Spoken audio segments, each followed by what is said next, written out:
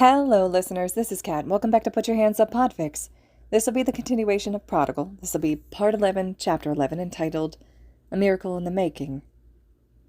It was 4:39 in the morning. Shota would have preferred staying in bed until 9 at the earliest, but the situation being what it was, well, that was not possible. He ran a weary hand over his face, explaining everything to Eri had been one of the most stressful moments of his entire life. 7 was not nearly old enough to fully grasp what was happening around her, and to some of the people she loved most. Trying to help her comprehend how Mirio now had Deku's quirk was both head-aching and heart-hurting. He always hated when his daughter cried, and Sunday night had been one of the worst times. In her high emotional state, she had once again asked to sleep with him to stave off the nightmares. He was more than willing to accept. He was glad that she was still asleep, and that Namuri had let him run away for a moment, taking his place. He had been hesitant in letting her stay at UA, especially with all the extra pros living in the extra spaces of the dorms, but it was honestly the safest place. Besides, if they did not win here, it would not matter where Shota hid her. He was on his second cup of coffee when he noticed the problem child. He had probably entered the dorm's common area from the front door, while Shota was mentally grumbling. He could see the jittery tension laying across the kid's shoulders. He was in his vigilante suit, sans the gadgets and mask. He must have gone to the gym to let off some anxious steam. Shota was surprised that Bakugo was not with him. He and Kirishima had been attached to Izuku at the hips since he had arrived. It made the pro smile softly, even as he felt his own nerves tremble at the jerky movements of his son. He had been alone for so long, even before losing his quirk and being expelled. Seeing those two following around like pups was, dare he say, adorable. Granted, it was not just them. The rest of the class was overjoyed to see him. The amount of video game tournaments that Izuku had been involved in since returning was staggering. Everyone seemed to want a piece of him. Perhaps that only added to his stress. It surely did not help that it was Wednesday and everyone was expecting the League to arrive at any time. Izuku let out a weary breath, a sound that did not belong in such a young mouth, as he walked over to the fridge. He bent down and inspected its contents before settling on some leftover biscuit that Bakugo had made the day before. It had some childhood significance that Shota was not privy to. "Please tell me you at least slept a little bit." At the sound of his guardian's exhaustion-laced voice, the green-haired teenager jerked his head up. It was a testament to his anxiety that he did not notice the underground hero. His training in class and during his vigilantism had well prepared him in perceptiveness. His dual-colored eyes were wide, shocked that anyone besides the pro on watch were bracing the cool morning. "Oh, morning, Sensei." Shota sighed, taking another sip. That was not an answer. Deku frowned. "I slept." An ebony brow rose. The kid huffed and glanced away. "Not much, but I did." Kachan snores. Aizawa was well aware that was not the reason that Problem Child was not resting, but he decided to let that one slide. "Do I need to give Bakugo the shovel talk?" Instead of getting embarrassed like he expected, Izuku smirked and replied, "Not sure he can get any lower than telling me to off myself, so we're covered." Shota held back his parental growl. "Don't make me ground you, young man." "Okay, Dad." And Shota's heart should not stutter the way it did when he said that title. It was all sass and snark and unbelievable fondness that he found himself hoping Izuku would do it again. However, the interaction did not lessen the nerves written into Izuku's every movement. "Did you just get back from one of the gyms?" Aizawa asked. Deku nodded, taking a bite of his food. "Woke up around 2, went on autopilot, and found myself over there." There was a silent question in that statement, and those eyes flicked toward Aizawa before shying away. "As long as you didn't break anything."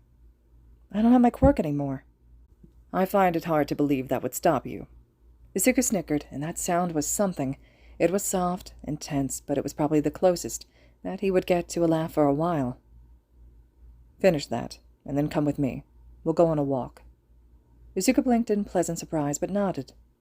"Okay." He vanished quickly, and they exited the dorms. The sun was still hiding below the horizon, but the night's darkness was not as heavy.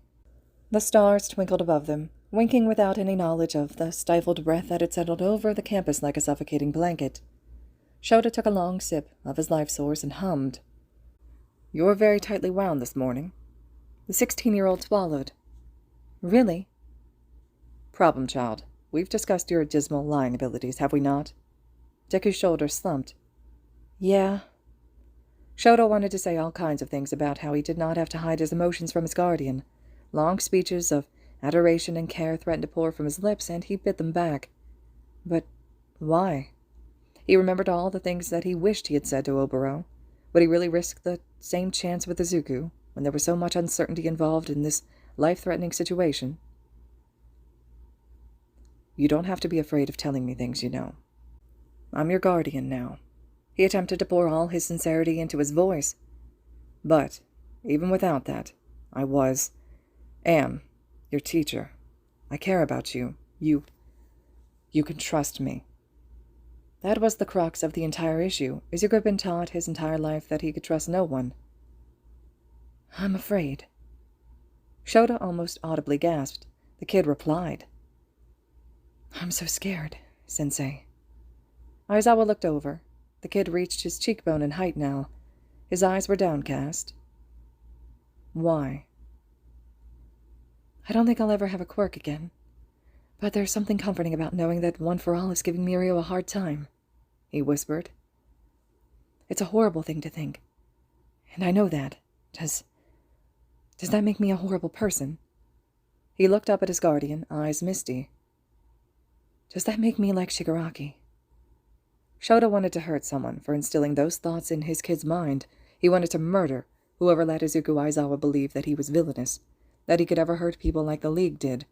Izuku was good, so fundamentally pure that it did not make any sense. His life was riddled with pain and abuse, and yet he had chosen to save people. Izuku was a miracle. No, problem child. Shota breathed, hand reaching up to run through those luscious curls. His kid leaned into the touch like a kitten. I don't think that makes you anything like Shigaraki. Apparently that was exactly what he had needed. Kachan said something about maybe it means that even if I never have it again, One for All was meant for me, like fate or something. Shota did not move his fingers. It was nice, Izuku shrugged, voice soft. To be wanted. You are wanted, kiddo, he purred, by a lot more than that stupid quirk. Deku snorted, cheeks dusted red. It's not stupid. Even after all this, the kid did not believe him. Shota took a deep breath, making sure to keep his voice level. The first signs of the rising sun appeared in light purple across the skyline. Wispy clouds glittered on the horizon. The faint luminescence turned the kid's hair soft viridian. You seemed surprised when I offered to take you in. Namasa mentioned something similar when he did the same. Izuku blinked and glanced to the side. Shota knew that tactic. He had seen it on abused kids for years. Once upon a time he had looked like that. Yeah? Shota hummed in affirmative. This was one of the few times he had to let the problem child come to him. Patience often yielded answers from the kid. Adults don't like me, he managed. The pro narrowed his eyes. Pardon? Izuku glanced away again. His hands wrung together, but as soon as he noticed his guardian watching him, they froze. Adults don't like me. A flash of memories that were not his own flew across his mind. He saw toddler Izuku, watching his father walk out. He watched Dinko turn her back on the bruises and burns. He observed the teachers ignore him or worse, treat him like an inconvenience. Anger swelled within him. And you think I'm like all the rest? He sucked in a shaky breath and waved his hands frantically. No, no, no. That's not what I said. I'm just constantly waiting for the other shoe to drop, I guess. Deku rubbed the back of his neck nervously. He was tense, ready to bolt, but he did not move to retreat from Shota's touch in his hair. He was waiting for his guardian to give him a reason to run, or a reason to stay. Shota could not stop the incredibly soft smile that overtook his face at the faith that this broken kid was giving him. There's no shoe, kid. Izuku froze. There's no shoe to drop. There's no fallout where I leave you. There's no version of this where I treat you like all the other adults in your life. I'm not your father, your mother, and I'm nothing like All Might. He smiles, for one. Izuku cracked a faint one. Shota swallowed, focusing on the feel of his son's curls on his palm, soft and sweet-smelling. He wondered if Namasa was the one to cut his hair, or if he had done it himself. He was so wonderful, this kid. Shota did not deserve him. But you have to trust me, Izuku. Those eyes met his. He did not shy away from the scarred gaze. I trust you, Sensei. He blinked. It was as if the sun came out, and how horribly cliché that, indeed, he could see the orange sky brightening as the gates came into view. Warmth filled his entire body from the look in his son's eyes. Faith, trust, things he did not deserve, but he swore he would earn from this precious child. From this boy who was a better hero than Shota could ever hope to be, who gave and gave and gave even when he had nothing left, who offered the shattered pieces of his heart to help others feel whole, who lifted up his own lungs so everyone else could have one more breath. Shota would earn that. There was a ding, and they both glanced down. Izuku's wristband was blinking in electric blue. Oh, that's... Hold on. He brought the device to his face and read the message. He stiffened, eyes widening. Dabi. He broke into a run toward the gates. Shota, more than concerned, sprinted after him. The gates would not open without a high clearance number, something he possessed. The kid skidded to a halt in front of them and looked back toward his guardian expectantly. Aizawa wanted to say no. He did not trust Dabi. He had no guarantee that his friendship with Izuku was not one ginormous plot to infiltrate UA. But Izuku just proclaimed his faith in Shota. He would be betraying that fragile trust after so recently receiving it if he did not do the same. He said he's alone, Izuku assured him. His wide eyes begged to be believed. The pro took a deep breath and pressed his hand to the keyboard. The gate slid open. The man on the other side of the opening looked entirely different than when Shota had last seen him. His long black coat was replaced by a leather jacket that had reached his waist. The white shirt was forsaken for a blue one that would match the color of his flames. He wore black combat boots and black jeans. He appeared much more covert and practical. However, all of that was considered minor compared to his hair. The ebony mane was now ivory white, almost shimmering in the early morning light.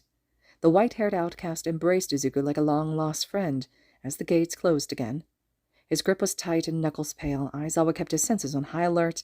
He trusted Naomasa and Izuku's judgment, but he had met traitors before.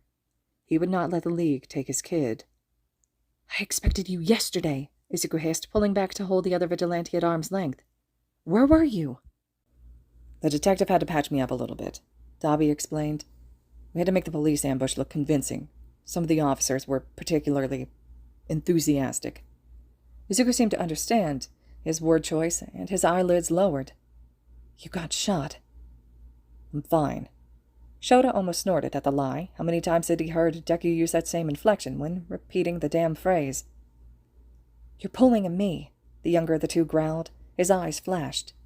If you got shot, you need to sit this out. And let you beat Shigaraki's ass without me? No way. Dabi ruffled those green locks with fond familiarity. Besides, Handjob thinks I've been taken into custody like lots of the others. I'm supposed to be one of your surprises, remember?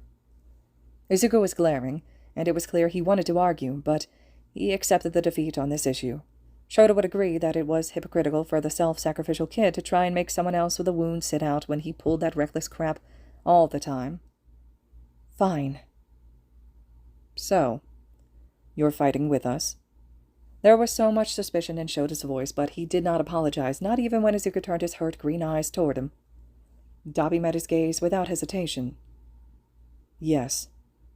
Aizawa narrowed his eyes. The kid was telling the truth. Good. We need all the help we can get. The pro glanced down at his watch. They needed to get back to the dorms. Almost an hour had passed since he and the Green Bean had left. God, emotional conversations took so much time. Come. The two discussed things in hushed voices, and Shota chose to ignore them. He trusted Izuku. His heart skipped. Izuku trusted him. The common area was alight when they entered. The kitchen was illuminated, and soft voices came from the counter. The smell of coffee and tea filled the area. Shota smirked. He needed a refill. Momo stood with a hoodie thrown over her hero costume, a warm cup of tea in her hands. Beside her was Enji Todoroki, who was also holding a cup of expensive brews. He smiled gently as the hero in training described one of their recent training exercises. Redemption really did change a person. Shota was just about to join them when he heard Dabi gasp behind him. The pair in the kitchen heard the sound, both perceptive, and turned their gazes. Endeavor's soft expression morphed into one of shock. He looked like he had seen a ghost. He took a step forward, the cup slipping from his grasp. Momo was quick enough to catch it before it shattered. The number one hero did not seem to care. Slowly, he made his way across the room, steps careful and purposeful. He breathed shakily. His eyes held tears. Shota felt the concerned words form on his tongue, but he did not get the chance to ask what was wrong. Toya? The room froze. No one moved. And then the ivory-haired man stepped forward, expression childishly hopeful. Shota's breath caught. They had the same eyes. Hey, Dad. The ground suddenly shook, and the red alarms in the dorm went off with loud screeching. Shota whipped around to stare at Izuku. There was no fear in his eyes, only resolute acceptance. He met his guardian's gaze and nodded. They were here. All right, listeners, this concludes Chapter 11 of Prodigal. Chapter 12 will be next. Personally, I really love this chapter. I like the additional connection and emotional conversation between Aizawa and Izuku in this one, and I really like how the author did a unique reuniting between Dabi and Endeavor. Let me know your all's thoughts and reactions, though, and as always, thank you so much for listening.